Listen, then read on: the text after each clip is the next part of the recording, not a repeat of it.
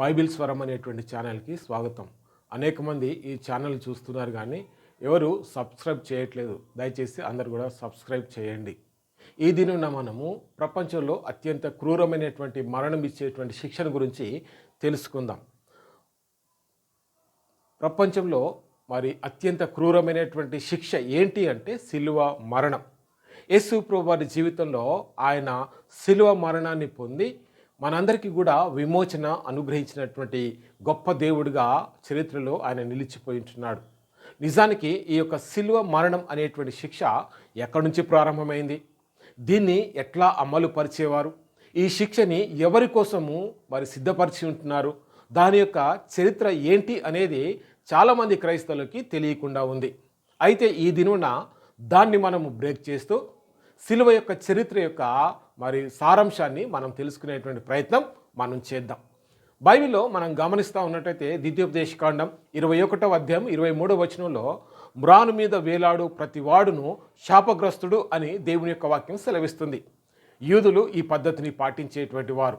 ఆ తర్వాత ఈ పద్ధతి అనేక దేశాల్లోకి వ్యాపిస్తూ ఎవరైతే నేరస్తులుగా ఉంటున్నారో, ఎవరైతే మరి రాజ్యమైన కుట్ర చేస్తున్నటువంటి వ్యక్తులు ఉంటున్నారో వారిని ఈ రీతిగా మరి మ్రాను మీద వేలాడదీసి ఉరిశిక్ష వేసి చంపేటువంటి పద్ధతి ఆ తర్వాత అనేక దేశాలకి వ్యాపించింది. 6వ శతాబ్దంలో పర్షియన్లు తర్వాత ఈ పద్ధతినే మరి కొంచెం మారుస్తూ మ్రాను మీద కాకుండా మ్రానుతో చేసినటువంటి సిలువ ఆకారం ఉన్నటువంటి ఒక చెక్కని తయారు చేస్తూ దేశంలో ఎవరైతే రాజ్యంలో మరి శత్రువులుగా ఉంటున్నారో వారిని సిలువ వేసి చంపేటువంటి వారు. దానికి గల కారణం ఏంటి అంటే నేరస్తుల యొక్క శరీరము రక్తము తమ భూమి పైన పడొద్దు.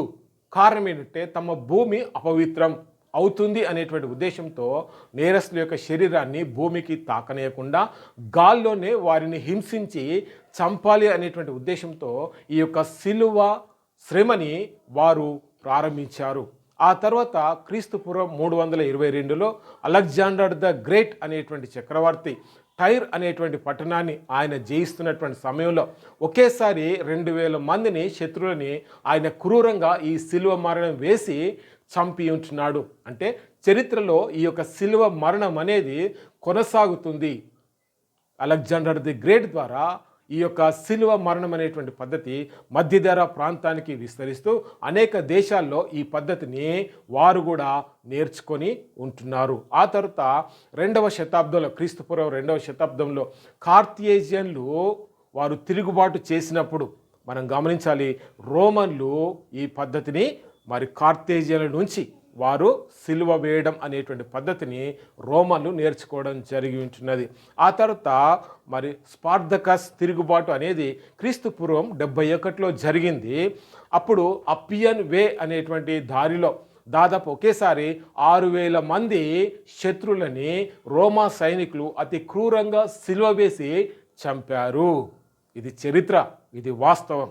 ఆ పద్ధతి యేసు ప్రభువు వారు పుట్టినటువంటి కాలంలో, ఆయన బ్రతికున్నటువంటి కాలంలో ఈ యొక్క సిలువ వేయడం అనేటువంటి మరి పద్ధతి కొనసాగుతుంది. కాబట్టి ఆ పద్ధతిలోనే యేసు ప్రభువు వారు దైవ దూషణ చేస్తున్నాడు అనేటువంటి ఉద్దేశంతో ఆయనని సిలువ వేసి చంపడం జరిగి ఉంటున్నది. కానీ ఆ తర్వాత 337లో మొట్టమొదటిగా యేసు ప్రభువు వారిని సొంత రక్షకుడిగా అంగీకరించినటువంటి కాన్స్టంటైన్ అనేటువంటి చక్రవర్తి యేసు ప్రభువు వారు మరి నా దేవుడు అని చెప్పి ఆయనను అంగీకరించిన తర్వాత యేసు ప్రభువు వారి పైన ఉన్నటువంటి ప్రేమతో ఆయన ఈ యొక్క సిలువ మరణాన్ని తమ రాజ్యంలో సంపూర్తిగా రద్దు చేసి ఉంటున్నాడు.